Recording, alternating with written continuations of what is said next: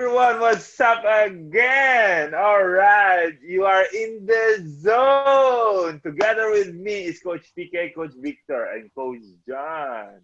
Hi everyone. Okay, guys, a very exciting topic because we're gonna talk about Doc Rivers. Couple of weeks ago, we talk about coaches. You know, if they lose, they get fired or they resign. All right, but now in this case, okay, Doc Rivers was fired. Okay, is his performance not good enough, to stay? And then what do we feel? We are all coaches here. Okay, now that it happens, what do you feel, guys, as a coach? Okay, I feel that we have looked at a few angles. First of all, the Clippers boss, okay, is a multi-millionaire, billionaire even. So Yeah. you don't make money by being slow and indecisive with decisions making. So when Yes. he all the chips, all the draft picks into acquiring Paul George, and Uh-huh. then the most coveted free agent in the market. I mean, the reigning MVP from the Uh-huh. playoffs per team. And from the interview of after they lost from Paul George, when he mentioned that you know um, it is not win or bust this year. As a player, you can talk about that because Mm-hmm. you are one of the key players. But as a coach, Mm-hmm. if this is the message that you send to your players and say, you don't have to win it this year, as your Mm-hmm. boss, Steve Ballmer, will be thinking, are you sure this is what I've been telling you? Did you pass the correct message to the players? So as the boss, he will be like, okay. And then, of course, there are other factors. And then there's a certain stat that I happen to come across. Frank Vogel is the LA Lakers coach. And Mm-hmm. this is in his first year. And apparently he Mm-hmm. has won series than Doc Rivers over 7 years with the Clippers. Yeah. So over the last few years, I think 7 years, Doc Rivers have been underachieving. He has not been winning. So Uh-huh. it's not like he's being fired just based on this year alone. So before that, he has that Lob City with Uh-huh. Blake Griffin, DeAndre Jordan, and then Chris Yes. Paul. They also lost a 3-1 lead in one of the season. So Doc Rivers has done it before, but I Uh-huh. think he in this job because he has won a championship with the Boston Celtics. But 7 years Yes. given, and then with a new boss, I think there's a certain credibility in the sense that why he was fired.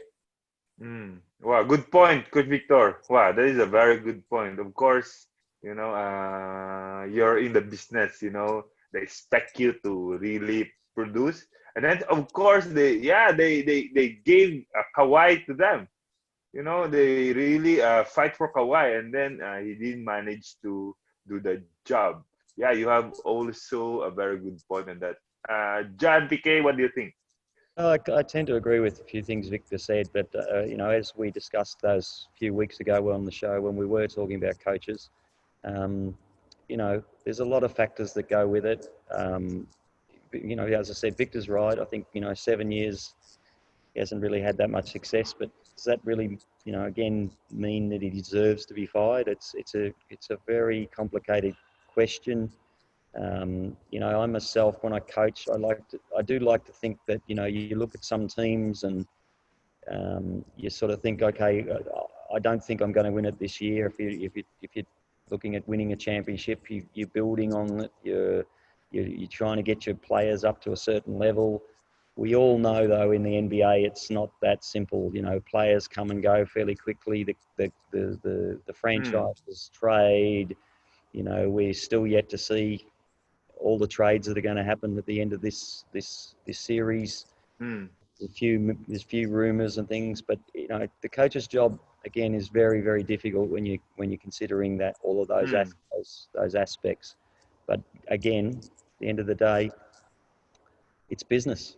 As Yeah. Vic pointed out, also the owner is expecting results, and the result for that Yes. business owner is a championship. Or at least be playing in these championships, not to be out, early. It was always going to be a difficult Hmm. challenge for the Clippers, I think, being in the same uh, conference as the Lakers. Um, but again, Hmm. does he deserve it? it's a very difficult one to say. No, I'm gonna say let's go win. Like there's no rah-rah speeches are very overrated, Dan. They last about 3 minutes, and you come running out and you're fired up, and then 3 minutes later you got to focus on playing basketball. So there's no like secret speech. You know, that's for you know, the movies. You know, the real thing is you got to have them prepared in preparation. And so, what do you think about that, PK?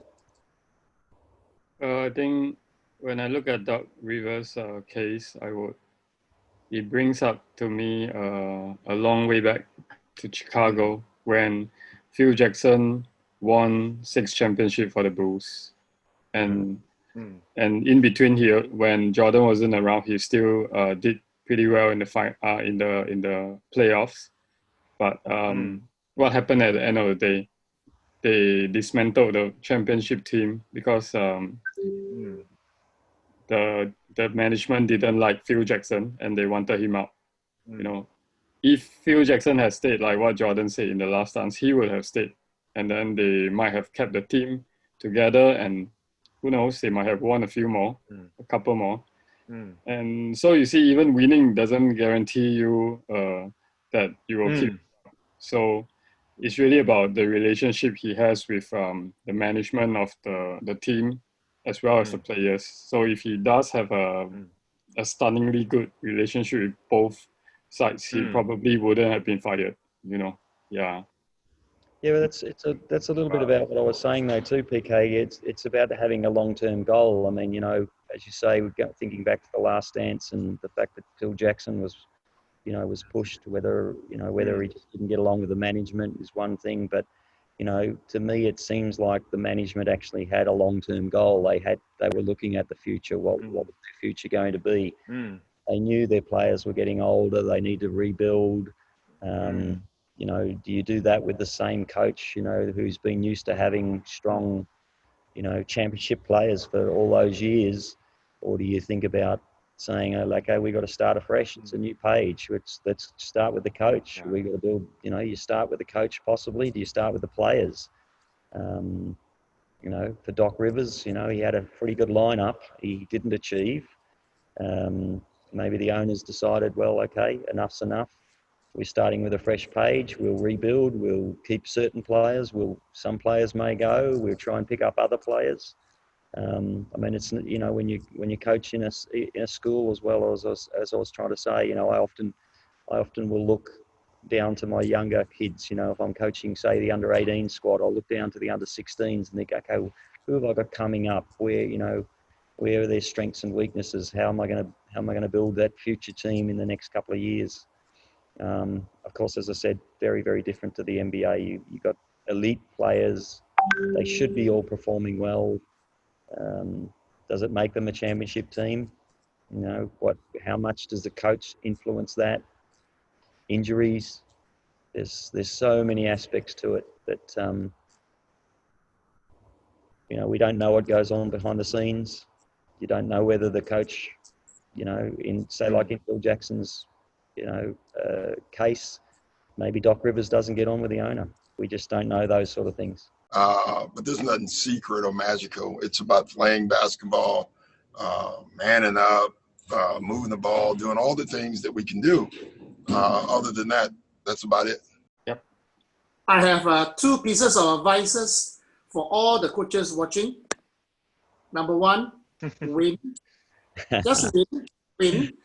Number 2, do not cross your boss. I'll keep those in mind, Victor. Yeah. Win, not cross your boss. That's all. Yes. Unfortunately, those are 2 things we can never guarantee. You know, there's an old saying: there's only 2 things in the world that we can guarantee: 1, dying; 2, paying tax. All right, guys, as you heard to our coaches, there's 2 big factors that you need to learn and be ready of if you want to be a coach next time. First is really the winning, and second is the relationship in your management. All right, so guys, thank you so much, okay, for listening to us. And next is one of our promising student, okay, and SG basketball is only 13 years old, and I think he stand 1.83, okay, 13 years old, guys, and he can play any position. Here we go. His name is Isaac. Let's go. Welcome again to our player edition in the zone. Together with me is Issac Yeap. Okay, Isaac today is our guest, okay? And tell us more about yourself, Isaac. So basically my name is Derick, but you can also call me Isaac. So I started basketball when I was about P5 in Woodgrove Primary School. I also played for SG Basketball Lions and Stingers. Okay, you are under 13 and then under selection team as well, right? Yeah. Tell us more about it. So basically I started coming to UAC for training. And Coach Calvin told me about a new team that was going to play for Milo Cup and other overseas tournaments. And so he invited me to join along with a few other talented U13 players. I'm very honored to be able to have this opportunity to play under Coach Calvin. And this is my first time playing one difficult competition. Wow, so guys, as you heard, we have the under 13 selection team here in SG Basketball. If you want to hear about more about it, okay, you can always call and ask us how. Alright, so also last year you played under Coach Liu with Stingers team, am I right? Yes. Alright, so you play a lot of leagues. How do you feel about it? Do you really like basketball? How do you fall in love with basketball? I fell in love with basketball around P5. And during recess, my friends asked me to play basketball with them. At first, I was rather hesitant, but soon I picked up a ball and started continuing playing basketball. Because whenever that hoop switch, I feel really proud of myself, happy that I accomplished something. And whenever training or whatever match that I play outside, I'm always really happy and energetic. It's also a very good way for me to rest after studying or tired. So that's why I like basketball. Oh wow, so this is really your passion. Yeah. To play basketball. How tall are you? About 179, 180. 180 for 13 years old. You're certainly very potential, guys. No wonder he's in the select team of under 13. Alright, guys. Also, can you tell us, Isaac, what is your strongest skills in playing basketball? Personally, I would say my strongest skills in playing basketball would be utilizing my height. Because as a 180 to the pitch player, Wow. I feel that when I go into the paint, it's very easy for me to score. And for me to make use Yes. of my height to get buckets for my team. It also helps me defensively, as I'm able to got a lot of shots and get a lot of rebounds for my team. That's contributing to them. Oh wow! All right, so that's one way to have your team. Okay, in 30 years old, that's quite a very mature thinking that you have. All right, so we go to your parents. Okay, how supportive is your parents? I think my parents are actually really supportive about my fact that I want to play basketball. They often send me to training despite time back from work rather late. They also often buy me shoes and buy me gear for basketball. They are also very supportive of my passion, as they often ask me to go and play basketball, and train and work on my skills. Because they also believe that basketball will teach me more life skills Yes. and allow me to be a better person and a better player. Oh wow, your parents is pretty supportive as well. Okay, we go to the players that you like or imitate. Any players that you like? Personally, my favorite player in the NBA right now is LeBron James. Ron. I often watch highlights and I really admire what he does on and off the court. Of course. And I really aspire to be like him one day. Although now my moves are not as good as his, I really hope that one day my skills can be as par as his. Wow, okay, and it's not impossible, okay? So that's what we do here in SG Basketball. We train, okay, those who are aspiring basketball player and also those who have a dream, you know, to become big basketball player or pro someday. Alright. Going to the most memorable things that you played, okay? Can you share to us when and how? There was a game in CBL last year during the match. The first quarter we were down a lot of points. We seemed like there was no way of catching back up. However, in the second quarter, we rallied together to make an impressive comeback of over 20 points. Although we still lost in the end, I feel really happy that my team didn't give up and continued to make effort to try and get back, to win. This game taught me a lot, motivated me never to give up training, no matter how tired or hopeless it feels. Wow, that's a very good attitude. That's one way to learn in basketball. Okay, Isaac, what is your advice to those kids that want to play basketball? My advice would be always treat basketball as a team, for it to have fun and for it to relax. Although some games, some basketball stuff is competitive and work train very hard. However, it's still a game, and the important thing is to have fun and not be too angry or upset over the game. Because having fun is the most important thing while playing basketball. So I think you shouldn't be too upset when we're losing or when we feel like we're pretty useless or anything. Wow, that's a very good advice from Isaac, guys. Isaac, what is your goal and ambition, okay, in a basketball world? You want to become a pro, national team? My goal as of now is to make national team and hopefully play pro one day. It's always my dream to be able to play basketball full time as a living. I've always looked up to players locally in Singapore who have made the national team and even played pro overseas. I really hope one day I can be like them and play pro overseas while playing basketball full time as a job and as a lifestyle. Alright, there you go, guys. That's Isaac, okay, and then thank you for really tuning us today, okay. Thank you, Isaac, okay, for your time. Alright, and then hopefully, okay, we can share to you guys more things.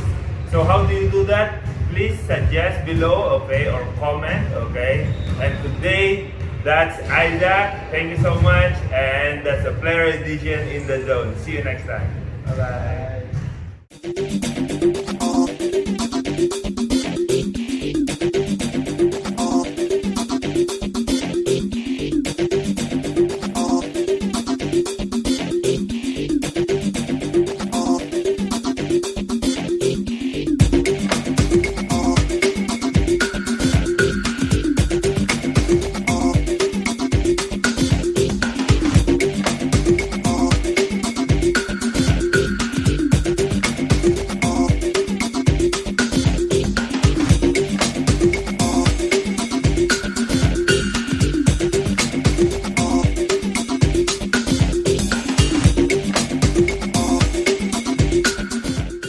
Challenge, we'll be doing one hand shot from here and there. Alright, from this side will be for the kids. One hand shot. And then out. Free throw line.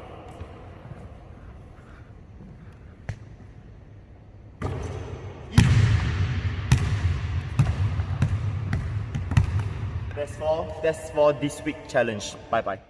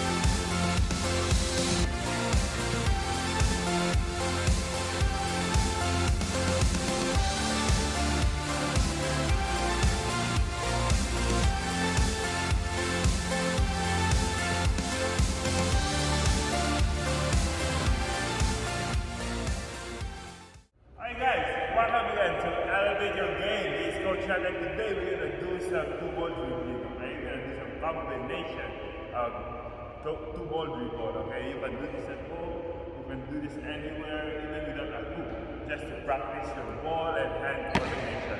Alright, let's go.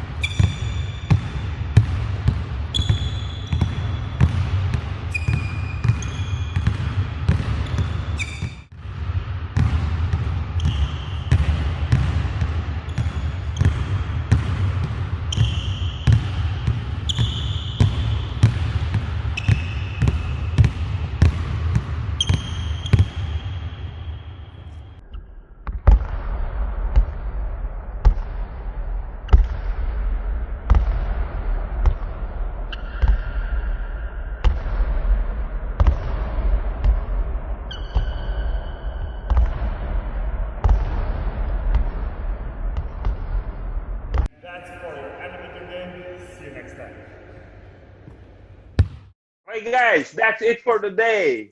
As we said, we need your comments, suggestions. Please do so below. All right, that's it for In the Zone. See you next time. Bye-bye. See you later, guys. Have a good week. Bye.